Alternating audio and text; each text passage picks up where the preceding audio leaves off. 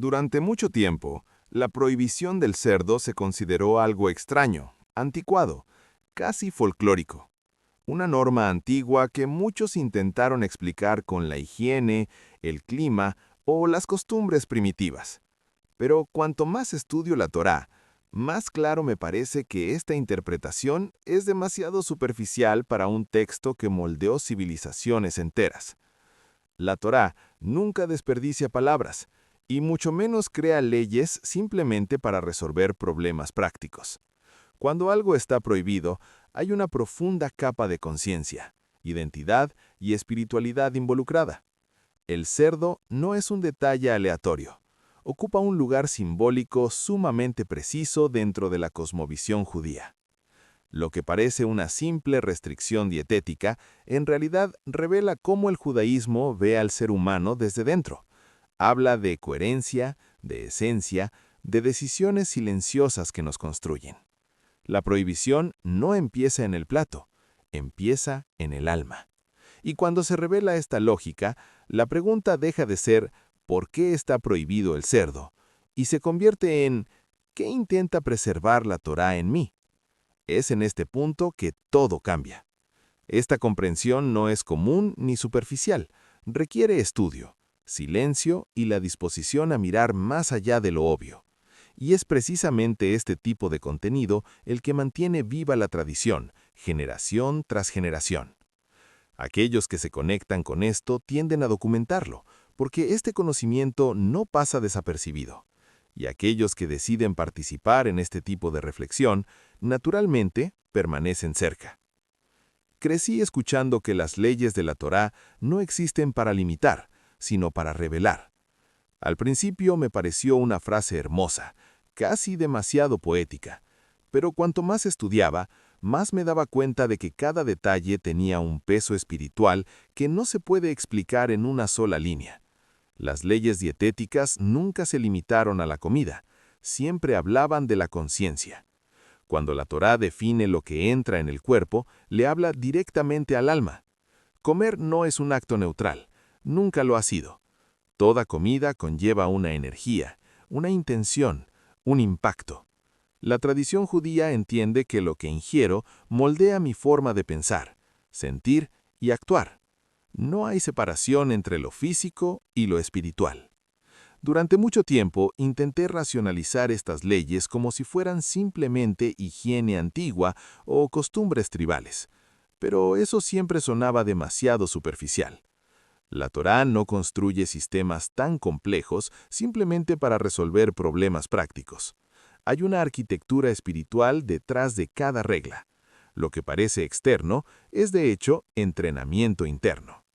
Las leyes de la Kashrut actúan como un filtro para mi conciencia.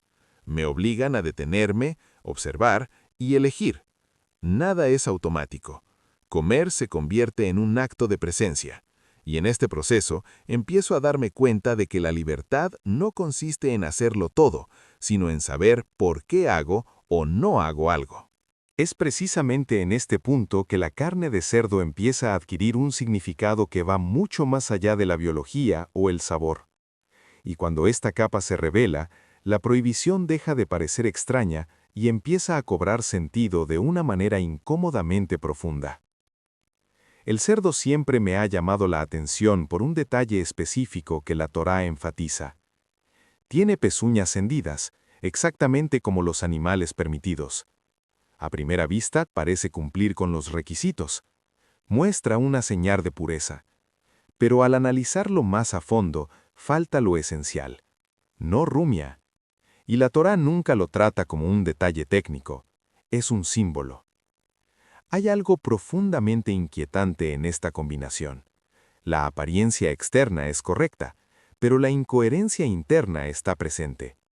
El cerdo se presenta como algo que no es del todo. Muestra una señal externa que sugiere idoneidad, pero su esencia no la refleja, y la tradición judía ve esto como una poderosa advertencia espiritual, casi un espejo. Empecé a darme cuenta de que la Torá no solo habla de animales, habla de comportamientos, personas, culturas enteras. ¿Con qué frecuencia algo parece correcto por fuera, pero por dentro está desconectado, vacío o corrompido. El cerdo se convierte en un arquetipo de esta discordancia entre forma y esencia. En el pensamiento judío, la rumia no es solo un proceso digestivo, es reflexión, repetición, internalización. Es tomar algo externo y trabajarlo internamente hasta que se convierte en parte de mí. El cerdo no hace eso. Consume y sigue adelante. No regresa, no profundiza, no se transforma. Y cuando entiendo esto, la prohibición deja de ser arbitraria, se transforma en una enseñanza viva sobre la integridad espiritual. Porque la Torá no acepta atajos entre lo que se muestra y lo que uno es. Y este principio comienza en el plato, pero nunca termina allí. Con el tiempo dejé de ver la kashrut como un conjunto de permisos y prohibiciones. Empezó a parecerme demasiado pequeña. Lo que vi fue un sistema de entrenamiento diario para la mente y el alma. Cada vez que hago una pausa antes de comer, algo dentro de mí también se calma, y ese espacio lo cambia todo. El judaísmo nunca ha idealizado el impulso. El deseo existe, el hambre existe, el placer existe. Pero la kashrut me enseña que no todo lo que puedo hacer, debo hacerlo. Este límite no es un castigo, es un refinamiento. El autocontrol, aquí, no es represión, es dirección. Hay algo casi invisible que ocurre cuando elijo no comer algo social, cultural y biológicamente permitido.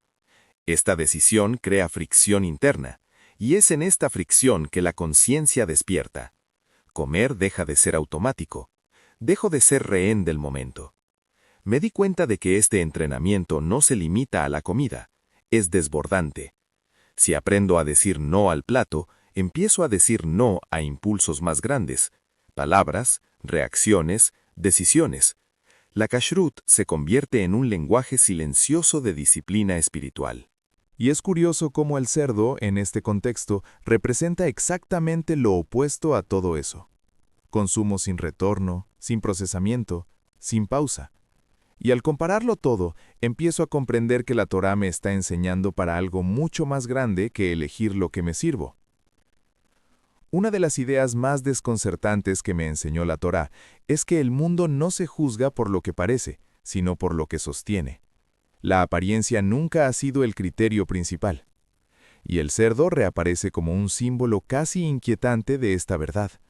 Parece adecuado, pero no está completo. Y esto dice mucho sobre cómo el judaísmo ve la realidad.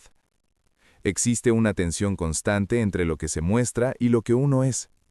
La tradición judía siempre ha desconfiado de las soluciones fáciles, de los signos externos aislados y de la espiritualidad performativa. El yo interior debe coincidir con el yo exterior. Cuando esto no sucede, algo se rompe, incluso si todo parece correcto desde fuera. Comencé a comprender que este principio se refleja en toda la Torá. Las mitzvot no son gestos simbólicos vacíos, requieren intención, kavaná, trabajo interior. Sin esto, el acto permanece vacío. El cerdo, una vez más, encarna esta desconexión, una señal visible sin transformación interior. Esta enseñanza me desafía, porque es muy fácil aparentar que se tiene razón, mucho más fácil que ser coherente. La Torá no se impresiona por las apariencias, insiste en la profundidad, en la alineación, en una verdad interior que no necesita ser exhibida. Y cuando aplico esto a la comida, entiendo que cada elección es un recordatorio silencioso de esta exigencia. El plato se convierte en un espejo, y este espejo empieza a revelar cosas incómodas, pero necesarias para seguir adelante. Durante mucho tiempo, subestimé hasta qué punto comer es un acto espiritual.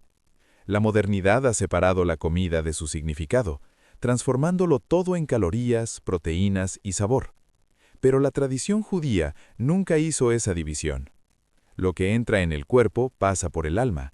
No hay neutralidad en eso. Cada alimento posee una cualidad espiritual, no en un sentido místico superficial, sino en el profundo sentido de refinamiento o densidad. La Torá enseña que ciertos alimentos facilitan la elevación, mientras que otros desvían la conciencia, no como un castigo, sino como una consecuencia natural. Empecé a notar esto en la práctica, no como culpa, sino como un sentimiento.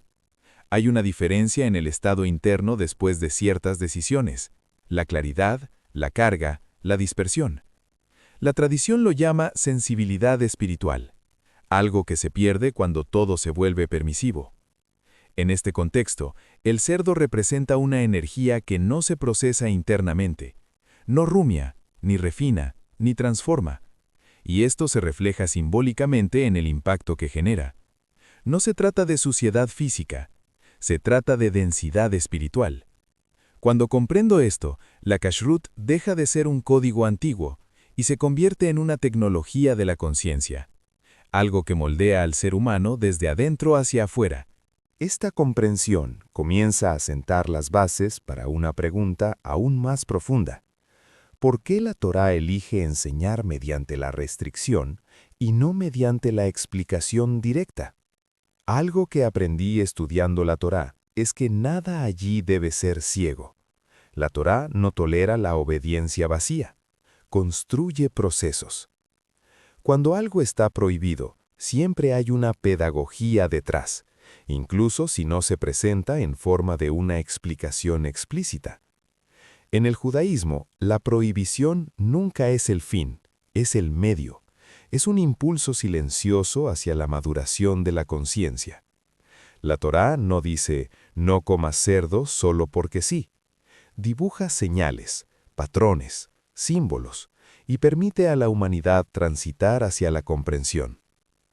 Este camino es parte del proceso de aprendizaje. Empecé a darme cuenta de que si todo se explicara racionalmente, la transformación sería superficial. Comprender con la cabeza es rápido. Integrarse con el ser lleva tiempo. La restricción crea fricción, y la fricción crea reflexión. Así es como educa la Torá. Menos palabras, más experiencia. El cerdo encaja perfectamente en esto. Provoca incomodidad intelectual, exige interpretación, requiere estudio. Y en este proceso aprendo no solo sobre un animal, sino también sobre coherencia, profundidad y responsabilidad espiritual. Y cuanto más acepto que la Torá enseña a través de la experiencia y no de la conveniencia, más claro se vuelve que esta prohibición no es un detalle aislado, sino parte de algo más grande, histórico, casi civilizacional. En cierto momento me di cuenta de que el cerdo dejó de ser solo un animal en la narrativa judía. Ha atravesado la historia como un símbolo recurrente de confrontación cultural, espiritual y moral. No es casualidad. Siempre aparece en momentos en que la identidad judía se pone a prueba, se presiona y se diluye. A lo largo de la historia, comer cerdo ha representado a menudo asimilación. No se trataba de sabor, sino de pertenencia. Renunciar a esta restricción significó algo más importante: borrar una frontera que sustentaba la identidad. Y la Torá parece anticipar este conflicto mucho antes de que ocurriera en la historia. El cerdo se convierte entonces en un marcador, un punto de fricción entre dos mundos. Por un lado, la lógica de todos lo hacen. Por otro, la lealtad a algo invisible, interno, que no necesita validación externa. Este símbolo trasciende generaciones, porque el dilema sigue siendo el mismo, solo cambia el contexto. Empiezo a comprender que la prohibición no solo protege al individuo, sino también la continuidad. Crea un hilo invisible entre el pasado, el presente y el futuro. Un recordatorio diario de quién soy, incluso cuando el mundo intenta redefinirlo para mí. Y cuando llego a este nivel de comprensión, me doy cuenta de que la comida se transforma en una identidad viva. Y esto abre el camino al último punto, quizás el más silencioso de todos: la separación como forma de elevación. En algún momento de mis estudios, dejé de ver la separación como exclusión. La Torá nunca consideró la separación como un rechazo del mundo, sino como un refinamiento. La identidad. Separarse es elegir intencionalmente, es decir, esto entra, esto no, y esta claridad construye algo sólido desde dentro. La comida se convierte en uno de los aspectos más íntimos de esta separación. Nadie ve lo que como a diario. No hay aplausos ni escenario. Es ahí, en el gesto silencioso, donde se fortalece la identidad. La Torá comienza precisamente donde nadie mira. Me di cuenta de que la elevación espiritual judía nunca se trató de escapar del mundo, sino de recorrerlo conscientemente. Comer conscientemente me conecta con la tierra. Me recuerda que no todo tiene que mezclarse, no todo tiene que aceptarse, no todo tiene que integrarse. En este último contexto, el cerdo simboliza la ausencia de límites. Parece apropiado, pero rompe el criterio interno. La Torá responde a esto con la separación, no como una negación de la vida, sino como una afirmación de propósito, un límite que sostiene, no que aprisiona. Y cuando todo esto encaja, la prohibición deja de ser una regla aislada, se convierte en un lenguaje silencioso de identidad, continuidad y elevación, algo que empieza en el plato pero resuena mucho más allá. Hay una frase que recorre todo lo que se ha dicho aquí. La Torá no prohíbe para limitar, separa para elevar. Cuando esta idea se arraiga, la prohibición de la carne de cerdo deja de ser extraña y adquiere una profunda coherencia. No se trata de un animal, sino de identidad. Quienes interiorizan esta comprensión tienden a grabar esta frase, porque resume toda una cosmovisión. Y cuando eso sucede, el conocimiento deja de ser mera información y se transforma en algo vivo. La Torá continúa haciendo lo que siempre ha hecho, moldear la conciencia a través de elecciones silenciosas.